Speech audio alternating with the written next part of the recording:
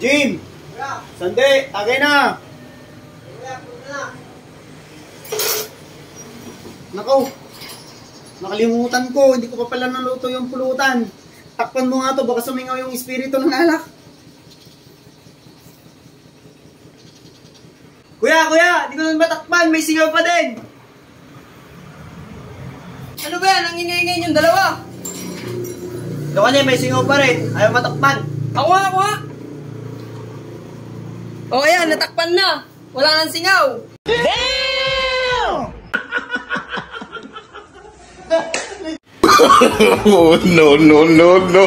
Wow, dalawa. Ayos yan ha, walang singaw oh. Tika na lo, Jack.